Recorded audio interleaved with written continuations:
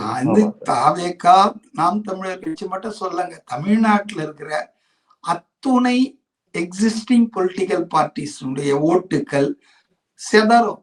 எல்லாமே வந்து விஜய் எடுப்பாரு.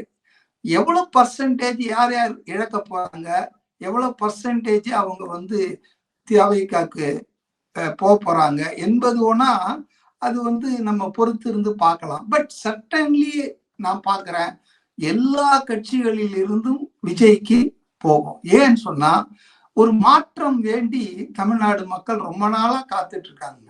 ரொம்ப நாளா எனக்கு கேட்டா 25% தமிழ்நாடு வாக்காளர்கள் ரொம்ப நாளாவே ஒரு மாற்றம் வேணும்னு காத்துட்டு இருக்காங்க. ஆனா அவங்க கண் முன்னால ஒரு கிரெடிட்டபிள் ஆல்டர்னேட்டிவ்னு சொல்லுவாங்க இல்லையா, ஒரு சரியான பொருத்தமான மாற்றா ஒருத்தரும் வரல. விஜயகாந்த் வந்தாரு, பட் அவர் ஒரு ஆட்சி மாற்றத்தை ஏற்படுத்தக்கூடிய மாற்றமா பார்க்கல.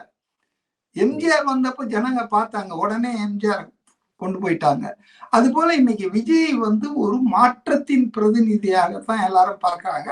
ஸோ அதனால இளைஞர்கள், ஃபர்ஸ்ட் டைம் ஓட்டர்ஸ், லேடிஸ், இப்படி மாற்றம் விரும்பிகள், இந்த 2 திராவிட கட்சிகளுடைய தொடர் ஆட்சியால் சலிச்சு போயிருக்கிற இன்னைக்கு பாருங்க, இன்னைக்கு நெல்லையில ஒரு ஆணவ கொலை நடந்திருக்குது.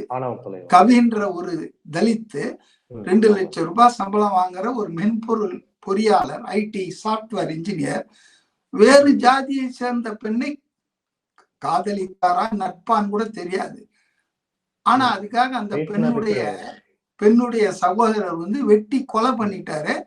இதுல வேடிக்கை என்னன்னா, அந்த பெண்ணுடைய அந்த கொலை பண்ண ஆளுடைய அப்பா அம்மா 2 பேருமே போலீஸ்ல இன்ஸ்பெக்டர். எப்படி இருக்கு பாத்தீங்களா?